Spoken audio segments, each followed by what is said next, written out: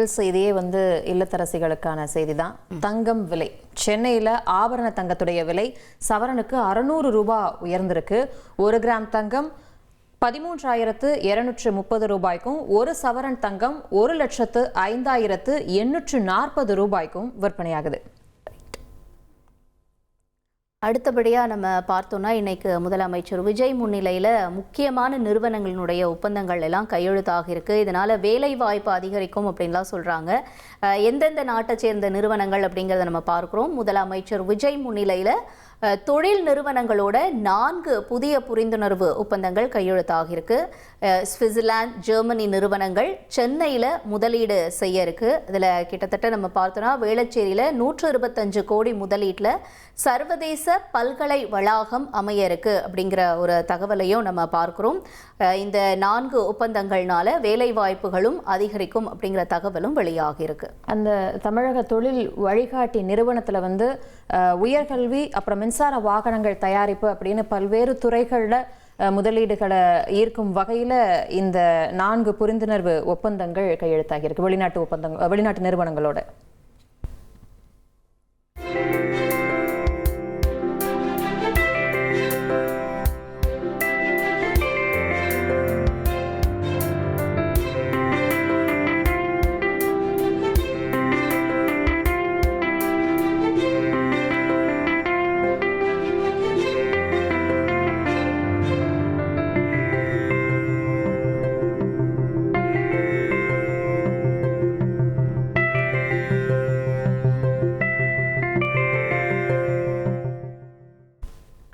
அடுத்த செய்தி என்ன அப்படின்னா, முன்னாள் அமைச்சர் செந்தில் பாலாஜிக்கு முன்ஜாமீன் மறுக்கப்பட்டிருக்கு. எந்த வழக்குல அப்படின்னு பாக்குறப்போ, டாஸ்மாக் முறைகேடு வழக்குல முன்னாள் அமைச்சர் செந்தில் பாலாஜிக்கு சென்னை உயர்நீதிமன்றம் முன்ஜாமீன் வழங்க மறுப்பு தெரிவிச்சிருக்கு.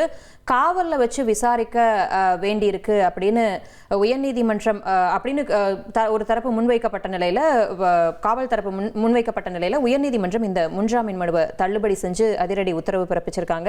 ஏற்கனவே அந்த தாவேகா பேரம் வழக்குல அவருக்கு முன்ஜாமீன் கொடுத்து திருவல்லிக்கேணி காவல் நிலையத்தில் கையெழுத்திடணும் அப்படிங்கிற நிபந்தனையோடு அவருக்கு ஜாமீன் வழங்கப்பட்டுச்சு. இந்த நிலையில இன்னொரு வழக்குல லஞ்ச ஒழிப்புத்துறை பதிவு செய்திருக்கக்கூடிய வழக்குல அவருக்கு முன்ஜாமீன் மறுக்கப்பட்டிருக்கு. மேல்முறையீடு செய்யக்கூடிய நடவடிக்கையில செந்தில் பாலாஜி தரப்பு மும்முரமா ஈடுபட்டிருக்காங்க. ஓகே, இப்போ முன்ஜாமீன் மறுக்கப்பட்டிருக்கிறதுனால இப்போ அடுத்தபடியாக லஞ்ச ஒழிப்புத்துறை என்ன பண்ணலாம் அப்படிங்கிற ஒரு ஆலோசனையில் இருக்காங்க. அவங்க தரப்புலேருந்து இவர் ஒரு பக்கம் உச்சநீதிமன்றத்தில் மேல்முறையீடு செய்யறதுக்கு முன்னாடி இவங்க தரப்புலேருந்து என்னென்ன நடவடிக்கை எடுக்கலாம் அப்படிங்கிறதுக்கான வாய்ப்பு இருக்குன்னு பார்த்தோன்னா, அதாவது அவருக்கு முன்னாள் அமைச்சர் செந்தில் பாலாஜிக்கு சம்மன் அளித்து விசாரிக்கிறதுக்கு லஞ்ச ஒழிப்புத்துறை திட்டமிட்டிருக்காங்க அப்படின்னு சொல்லப்படுது. பறிமுதல் செய்யப்பட்டிருக்கக்கூடிய டிஜிட்டல் ஆவணங்களும் இப்போ தீவிரமாக ஆய்வுக்கு உட்படுத்தப்பட்டு வருது. இதற்கிடையில் இவருக்கு சம்மன் அனுப்புறதுக்கான ஒரு ஆலோசனையில் ஈடுபட்டிருக்காங்க லஞ்ச ஒழிப்புத்துறை. அதிலே சென்னை தனியார் மருத்துவமனையில் செந்தில் பாலாஜி அவர்களுக்கு சிகிச்சை அளிக்கப்படுறதாகவும் ஒரு தகவல் வெளியாயிருக்கு. சிகிச்சைக்காக தனியார் மருத்துவமனைக்கு போயிருக்கிறதால இந்த குதிரை பேர வழக்கில் ஆஜராகிறதுல தாமதம் அப்படின்னு கூட ஒரு தகவல் கிடைச்சிருக்கு. அவர் இப்போ சிகிச்சைக்கு போயிருக்கிறதுனால இந்த தாவேக்கு எம்எல்ஏ குதிரை பேர விவகாரத்தில் அவர் ஆஜராகிறதுல தாமதம் இருக்கு. ஆனால் அதே நேரம் அவருடைய சகோதரர் அவர் ஆஜராகியிருக்காரு. அதை பற்றின அப்டேட் தான். இந்த குதிரை பேரத்தில் ஈடுபட்டதா செந்தில் பாலாஜினுடைய சகோதரர் அசோக் குமார் இப்போ திருவல்லிக்கேணி காவல் நிலையத்தில் இன்னைக்கு ஆஜராகி விசாரணை அதிகாரி முன்னாடி கையெழுத்தும் விட்டிருக்காரு. அடுத்து அந்த மேகதாது அணை விவகாரம், அதுதான் இப்போ தமிழ்நாட்டிலையும் சரி கர்நாடகாவிலையும் சரி ரொம்ப பரபரப்பாக பேசப்பட்டு இருக்கு. அதில் என்ன சொல்லியிருக்காங்க அப்படின்னா, மேகதாது அணை கட்ட எதிர்ப்பு தெரிவித்து சட்டமன்றத்தில் நிறைவேற்றப்பட்ட தீர்மானத்தில் நடுவர் மன்றம் அமைக்கக்கூடிய அந்த திருத்தத்தை ரத்து செய்ய கோரி அதிமுக சார்பில் மனு அளிக்கப்பட்டது. மத்திய அரசு, தமிழக தலைமை செயலாளர், சட்டமன்ற செயலாளர் இதுக்கு பதிலளிக்கணும் அப்படின்னு சொல்லி சென்னை உயர்நீதிமன்றம் உத்தரவிட்டிருக்கு. தீர்மானம் நிறைவேற்றினாங்க. ஜூன் 19ஆம் தேதி சட்டமன்றத்தில் மேகதாது அணை கர்நாடக அரசு கட்டக்கூடாது அப்படின்னு சொல்லி தமிழ்நாடு சட்டமன்றத்தில் தீர்மானம் நிறைவேற்றப்பட்டுச்சு. ஆனால் அதில் எதிர்கட்சி தலைவர் உதயநிதி ஸ்டாலின் அவர்களுடைய கோரிக்கையை ஏற்று அந்த நடுவர் மன்றம் அமைக்கக்கூடிய திருத்தத்தை அந்த தீர்மானத்தில் கொண்டு வந்தாங்க. இதுக்கு வந்து பாமக, அதிமுக அப்படின்னு எதிர்க்கட்சிகள், இடதுசாரிகள்லாம் தொடர்ந்து எதிர்ப்பு தெரிவிச்சாங்க. அவங்க என்ன சொன்னாங்க, அதிமுக சார்பிலாம் என்ன சொன்னாங்க அப்படின்னா, தீர்மானம் நிறைவேற்றினது சரி, ஆனா அதுல வந்து நடுவர் மன்றம் அமைக்கக்கூடிய அந்த திருத்தம் வந்து எம்எல்ஏக்களுக்கு அனுப்பப்பட்ட அந்த தீர்மான நகல்லே கிடையாது. ஆனா மத்திய அரசு கிட்ட அந்த தமிழக அரசு சார்பில் அனுப்பப்பட்ட அறிக்கையில என்ன இருந்துச்சு அப்படின்னா, ஏகமனதாக இந்த தீர்மானம் நிறைவேற்றப்பட்டிருக்கு அப்படின்னு சொல்லி ஒரு குற்றச்சாட்டு முன்வைக்கப்பட்டுச்சு. அது தொடர்பான அதிமுக சார்பில் வழக்கு பதியப்பட்ட நிலையில இதுல வந்து சென்னை உயர்நீதிமன்றம் மத்திய அரசும் தமிழக தலைமைச் செயலாளரும் பதிலளிக்கணும் அப்படின்னு சொல்லி ஒரு உத்தரவு பிறப்பிச்சிருக்காங்க. ஓகே, அடுத்தபடியாக நம்ம இப்போ அரசியலில் கூட இருக்கக்கூடிய அடுத்த கட்ட செய்திகள்லாம் என்ன அப்படிங்கிறத பார்க்குறோம். ஆகஸ்ட் 3ஆம் தேதி தாவேக அரசை கண்டித்து தஞ்சையில் ஆர்ப்பாட்டம் நடக்கும் அப்படின்னு திமுக தலைவர் ஸ்டாலின் வந்து அறிவிச்சிருக்காரு. எதற்காக அப்படின்னு பார்த்தோன்னா, விவசாயிகளை வந்து அரசு தொடர்ந்து வஞ்சிக்குது, மேகதாது விவகாரத்தில் அரசு வந்து முறையாக செயல்படலை அப்படின்னு பல குற்றச்சாட்டுகளை முன் வச்சிருக்காங்க. இந்த குற்றச்சாட்டுகள்லாம் முன் வச்சு தான் இப்போ அடுத்தபடியாக இந்த கண்டன ஆர்ப்பாட்டம் அப்படிங்கிறது நடைபெறும் அப்படின்னு திமுக தலைவர் ஸ்டாலின் அறிவிச்சிருக்காரு. ஆகஸ்ட் 3ஆம் தேதி இந்த ஆர்ப்பாட்டம் நடக்குது. இதுல என்ன சொல்லியிருந்தாருன்னா, அந்த அறிக்கையில நீங்க எலெக்ஷனுக்கு முன்னாடி, தேர்தலுக்கு முன்னாடி கொடுத்த வாக்குறுதியில விவசாயிகளுடைய கடன்லாம் வந்து நாங்க முழுமையா தள்ளுபடி பண்ணுவோம், அதாவது 5 ஏக்கருக்கு குறைவா வச்சிருக்கீங்க அப்படின்னா முழுமையாகவும், 5 ஏக்கருக்கு மேல வச்சிருக்கவங்களுக்கு அதுக்கு ஏற்ற மாதிரியும் ஒரு சலுகையோட அதுக்கும் நாங்க தள்ளுபடி பண்ணுவோம் அப்படின்னு சொன்னீங்க.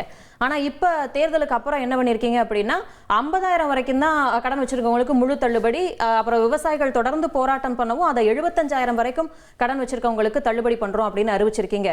அது மட்டும் இல்லாம அந்த மேகதாது அணை, காவிரி நீர் பிரச்சனை, விவசாயிகளுடைய கோரிக்கைகளை புறக்கணிக்கிறீங்க அப்படிங்கிற குற்றச்சாட்டுகள் எல்லாம் முன் வச்சு ஆகஸ்ட் 3ஆம் தேதி தாவேக அரசை கண்டிச்சு முதல்வர் ஸ்டாலின் அவர்கள் இந்த ஆர்ப்பாட்டத்தை அறிவிச்சிருக்காரு.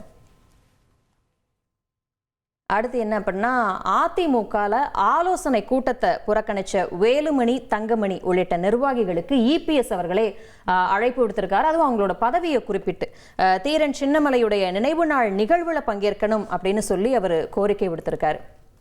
அதுல வந்து தீரன் சின்னமலை இதுக்கு அவங்க சர்ச்சை போயிட்டு இருக்க ஏடிஎம்கேல இவர் பொறுப்பு கொடுத்தும் கூட, அதிமுகல பொறுப்பு கொடுத்தும் கூட அந்த துணை பொதுச் செயலாளர் அப்படிங்கிறத எஸ்பி வேலுமணி வந்து மறுத்திருந்தாரு. அந்த நிலையில அவங்களுடைய பதவியை குறிப்பிட்டு தீரன் சின்னமலை நினைவு நாள்ல இவங்க மரியாதை செலுத்துவாங்க அப்படின்னு சொல்லி அந்த அறிக்கையில தெரிவிக்கப்பட்டிருக்கு. ஓகே, அடுத்தபடியாக இன்னொரு தகவல்.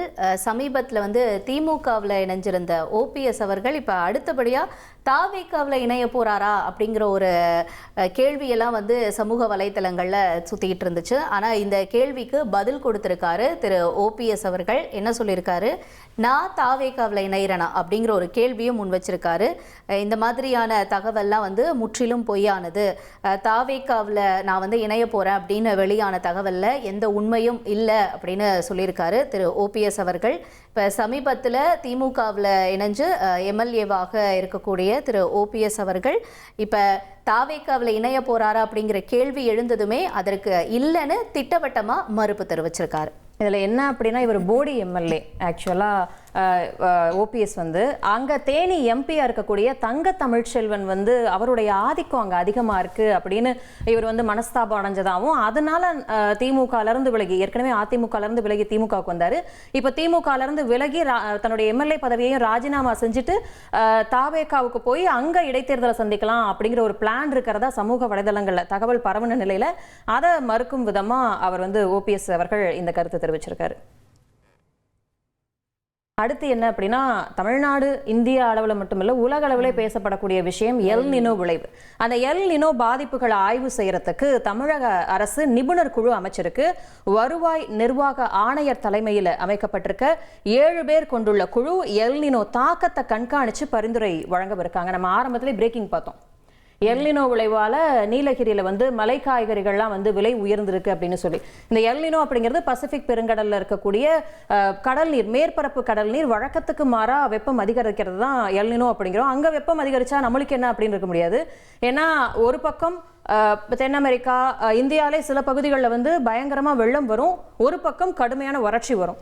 அப்படி பார்த்தோம் அப்படின்னா நம்மளுக்கு காவிரி படுகை பகுதிகள் எல்லாம் பார்த்துட்டோம்னா கடுமையான வறட்சி, நம்ம விஷுவல்ல பார்க்குற மாதிரி கூட கடுமையான வறட்சி வரும், மழை பொழிவு குறைஞ்சிரும், கடல் நீரோட வெப்பம் வந்து 3 டிகிரி செல்சியஸ் வரைக்கும் இயல்பை விட அதிகமாக இருக்கும். அதே மாதிரி நீலகிரி போன்ற பகுதிகளெல்லாம் எடுத்துக்கிட்டோம்னா அங்கே வந்து தேயிலை விவசாயம் பாதிக்கப்படும். காவிரி படுகைகளில் மழை இல்லாததுனால சாதாரண விவசாயமே வந்து கண்டிப்பாக பாதிக்கப்படும். இந்த மாதிரி பல சிக்கல்கள் இருக்கிறனால இந்த எல்னினோ பாதிப்புகள் ஆய்வு செய்யறதுக்கு தமிழக அரசு வந்து நிபுணர் குழு அமைச்சிருக்காங்க. அடுத்தபடியாக அறநிலையத்துறையில் வந்து பல்வேறு அதிரடி நடவடிக்கைகளை எடுத்துகிட்டு வர்றது தாவேக அரசு. இப்போ இதற்கிடையில் இப்போ அடுத்தபடியாக இன்னொரு அறிவிப்பை சொல்லியிருக்காரு அறநிலையத்துறை அமைச்சர் ரமேஷ். அதாவது ஆன்லைனில் வந்து அறநிலையத்துறை டெண்டர் நடைபெறும் அப்படின்னு இந்து சமய அறநிலையத்துறை அமைச்சர் ரமேஷ் செய்தியாளர் மத்தியில் தெரிவித்த அந்த காட்சிகளை பார்க்குறோம். அதே மாதிரி கோயில் கார் பார்க்கிங்லாம் இருக்கும் இல்லையா, அங்கெல்லாம் வந்து இனிமேல் டிஜிட்டல் முறையில் வந்து பில் வழங்கப்படும் அப்படின்னு வந்து தெரிவிச்சிருக்காரு. இந்த கார் பார்க்கிங் அமைக்கிறது, கார் பார்க்கிங் இல்லை, அது மாதிரியான நிறைய புகார்கள் வந்திருந்தது. அதில் பில் கொடுக்கறதுல வந்து நிறைய ஊழல் நடக்குது அப்படிங்கிற மாதிரியான தகவல்லாம் வந்து கிடைக்க பெற்றதுனால இனிமேல் அதில் சீர் செய்யக்கூடிய நடைமுறைப்படுத்தக்கூடிய நிறைய விஷயங்களை மாற்றம் செஞ்சுருக்காங்க.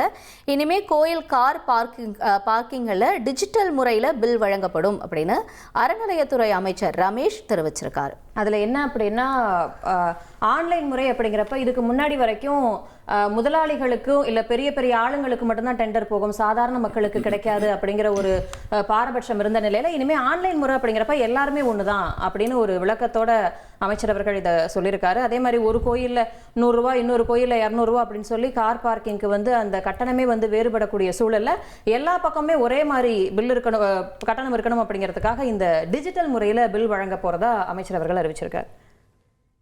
அனைத்து டெண்டர்களும் இந்து சமய அறநிலை துறையில் இருக்கக்கூடிய அனைத்து டெண்டர்களுமே இனிமேல் ஆன்லைன்ல வந்து நடக்க போகுது. ஸோ ஆன்லைன் டெண்டர் அப்படின்றத வந்து நம்ம வந்து இந்த தடவை நம்ம கொண்டு வந்து மாத்திருக்கிறோம். ஆன்லைன்லயே டெண்டருக்கான அந்த ஒப்பந்த புள்ளி கோருதலும் நடக்கும், அதற்கான ஏலமும் ஆன்லைன்லயே நடக்கும். ஸோ இது ரெண்டுமே நம்ம வந்து ஆன்லைனில் பண்ணுறதுக்கான விஷயங்கள் கொண்டு வந்திருக்கிறோம். நம்ம எப்படி வந்து ஒரு பிரைவேட் பார்க்கிங், இப்போ ஒரு மாலில் நம்ம ஒரு பார்க்கிங் பண்ணுறோம் அப்படின்னா எப்படி வண்டியுடைய வாகன எண்கள் எல்லாமே டிஜிட்டலைஸ்டாக கேப்சர் பண்ணி எத்தனை வாகனங்கள் வந்திருக்குது, எத்தனை வாகனங்கள் வெளியே போயிருக்குது, எவ்வளோ நேரம் பார்க்கிங்கில் இருந்திருக்குது, நம்ம எவ்வளோ வந்து பணம் கட்டியிருக்கோம் அப்படின்றது எல்லாமே எடுக்கக்கூடிய கான்ட்ராக்டர்கள் செய்ய வேண்டும் அப்படின்றத நம்ம வந்து இந்த கைட்லைன்ஸில் வந்து நம்ம சொல்லியிருக்கிறோம். அடுத்த செய்தி வந்து மின் வாரியத்தில் பணியிட மாற்றம். அதாவது தமிழக மின் வாரியத்தில் 187 உதவி செயற்பொறியாளர்கள் பணியிட மாற்றம் செய்யப்பட்டிருக்காங்க. ஆன்லைன் கவுன்சிலிங் மூலமா வெளிப்படையான பணியிட மாறுதல் நடந்ததா தமிழ்நாடு மின் பகிர்மான கழகம் தகவல் தெரிவிச்சிருக்காங்க. ஓகே, அடுத்தபடியாக சென்னை ஆவடியில் வந்து இந்த தூய்மை பணியாளர்களுக்கு உணவு கொடுத்ததில் பள்ளி விழுந்திருந்தது. இதனால் நிறைய பேர் பாதிக்கப்பட்டிருந்தாங்க அப்படின்னு வந்து தகவல்லாம் வெளியாக இருந்துச்சு. அவங்களுக்கான அந்த சிகிச்சைலாம் கொடுத்துருந்தாங்க. இதற்கிடையில் இப்போ இந்த விவகாரம் தொடர்பாக ரெய்டு நடத்தியிருக்காங்க, அதிரடி சோதனையை நடத்தியிருக்காங்க. கேட்ரிங் நிர்வாகி மேலே ஆவடி போலீசார் இந்த விவகாரம் தொடர்பாக வழக்கு பதிவு செஞ்சு அவர்கிட்ட ஒரு பக்கம் விசாரணை நடந்துட்டு வருது. இன்னொரு பக்கம் இந்த உணவு தயாரிப்பு நிறுவனத்தில் உணவு பாதுகாப்புத்துறை அதிரடி சோதனையும் நடத்திட்டு வராங்க. இதில் வந்து நேத்தே பார்த்தோம், நம்ம இப்போ 100க்கும் மேற்பட்ட தூய்மை பணியாளர்கள் வந்து இதில் மருத்துவமனையில் அனுமதிக்கப்பட்டிருந்தாங்க. இந்த பள்ளி விழுந்த சாம்பாரை சாப்பிட்ட தூய்மை பணியாளர்கள் இதில் அந்த 16 உணவு மாதிரிகள் வந்து ஆய்வக சோதனைக்கு அனுப்பி வைக்கப்பட்டதாக தெரிவிக்கப்பட்டிருக்கு. அடுத்து வந்து ரொம்ப முக்கியமான செய்தி, அதாவது கோவை உக்கடத்தில் வந்து அமலாக்கத்துறை அதிகாரிகள் திடீர் சோதனை நடத்திக்கிட்டு இருக்காங்க. இலங்கை குண்டுவெடிப்பு வழக்கில் கைதான அசாருதீன் அப்படிங்கிற ஒரு வீட்டில் சட்டவிரோத பண பரிவர்த்தனை தொடர்பாக இந்த சோதனையானது நடத்தப்பட்டு வருது. 2019 நினைக்கிறேன், ஈஸ்டர் ஞாயிறு அன்னைக்கு இலங்கையில் வந்து அந்த தற்கொலைப்படை தாக்குதலானது நடத்தப்பட்டது. இதில் 269 பேர் கொல்லப்பட்டாங்க, 500க்கும் மேற்பட்டோர் படுகாயமடைஞ்சாங்க. அது ரொம்ப பெரிய பரபரப்பை ஏற்படுத்துச்சு சர்வதேச அளவில். இந்த தாக்குதலுக்கு வந்து மூளையா செயல்பட்ட நபரோட இந்த அசாருதீன் அப்படிங்கிறவர் வந்து இருந்திருக்காரு, அவரோட தொடர்பில் இருந்திருக்காரு. அப்புறம் ISIS தீவிரவாத அமைப்பு தொடர்புடைய அந்த சித்தாந்தம் அதை பற்றியெல்லாம் வந்து சமூக வலைதளங்களில் வந்து கருத்துக்களை பகிர்ந்துட்டு வந்தார் அப்படின்னு சொல்லி இவர் அரெஸ்ட் பண்ணியிருந்தாங்க. இந்த வழக்கில் கைதான அசாருதீனுடைய வீட்டில் சட்ட விரோத பண பரிவர்த்தனை தொடர்பாக சோதனை நடத்தப்பட்டிருக்கு. அடுத்து தமிழகத்தில் நடந்த ரெட்டை கொலை தொடர்பான ஒரு அதிர்ச்சி தகவலை நம்ம பார்க்க போகிறோம். இந்த சம்பவம் எங்கே நடந்திருக்கு அப்படின்னா ராமநாதபுரம் மாவட்டம். அங்கே வந்து மனைவி மாமியாரை கொலை செஞ்சுட்டு தப்பி ஓடி இருக்காரு மருமகன். சம்பவ இடத்துல போலீசார் இப்போ குவிக்கப்பட்டு தீவிர விசாரணையும் நடத்திட்டு வராங்க. மாமியாரையும் மனைவியும் கொன்னுட்டு ரெட்டை கொலையை செஞ்சுட்டு இந்த நபர் தப்பி ஓடி இருக்காரு.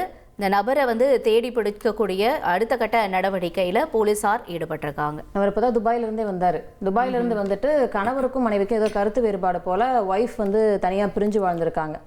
அப்போது பார்த்தா திடீர்னு அருவாள் எடுத்துகிட்டு போய் ஒரு சண்டையில் கருத்து வேறுபாட்டில் மாமியாரையும் மனைவியையும் கொலை பண்ணிவிட்டு உங்களுக்கு 2 குழந்தைங்க வேறு இருக்குது, 2 பெண் குழந்தைங்க. அதுவும் அந்த குழந்தைங்களோட நிலைமை தான் இப்போது நட்டாத்தில் விட்டுட்டு போயிட்டாங்க.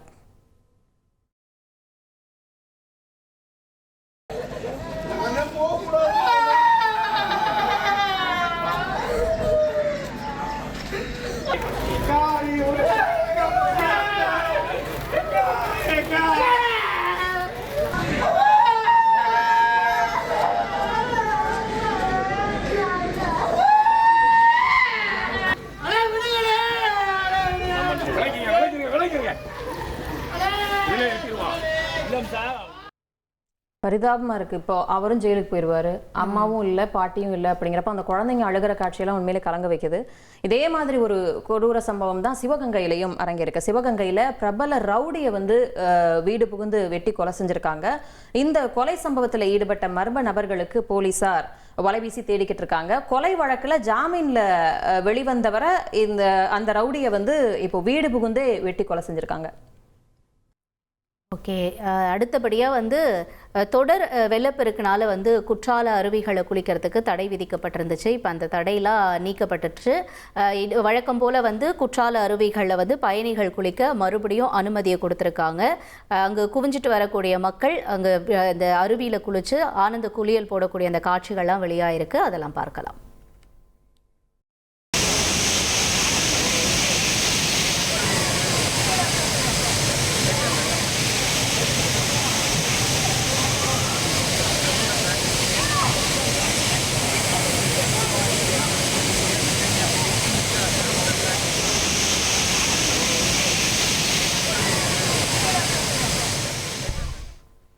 அடுத்த செய்தி என்ன அப்படின்னா, அஸ்ஸாம் மக்கள் ரொம்பவே பாவம், அவங்களோட நிலைமை பரிதாபமாக இருக்குது. அஸ்ஸாமில் ஏன்னா பெருவெள்ளம் காரணமாக அந்த அஸ்ஸாம் மாநிலத்தில் கனமழை காரணமாக பெருவெள்ளம் எல்லா பகுதிகளிலுமே சாலைகள் வீடுகள் எல்லாம் மூழ்கடிச்சிருக்கு. இந்த வெள்ளத்தால் இதுவரைக்கும் உயிரிழந்தவர்களுடைய எண்ணிக்கை 75 அதிகரிச்சிருக்கு. அது மட்டும் இல்லாமல் 3.5 லட்சம் பேர் கடுமையாக இந்த வெள்ளத்தால் பாதிக்கப்பட்டிருக்காங்க. பல வீதிகளை வெள்ளமானது சூழ்ந்திருக்கக்கூடிய சூழல்ல மீட்பு படையினர் அவங்கள ரப்பர் படகுகள் மூலமா மீட்டு சென்றுட்டு இருக்கக்கூடிய காட்சிகளை நம்ம பார்த்துக்கிட்டு இருக்கோம். இன்னும் பலருக்கு உணவு உள்ளிட்ட அத்தியாவசிய தேவைகளுக்கு கூட வெளியில போக முடியாத சூழல் ஏற்பட்டிருக்கு. அரசு அவங்களுக்கான உதவிகளை, பாதிக்கப்பட்ட மக்களுக்கு தேவையான உதவிகளை செய்யறதுக்கான நடவடிக்கைகளை எடுத்துக்கிட்டு இருக்காங்க.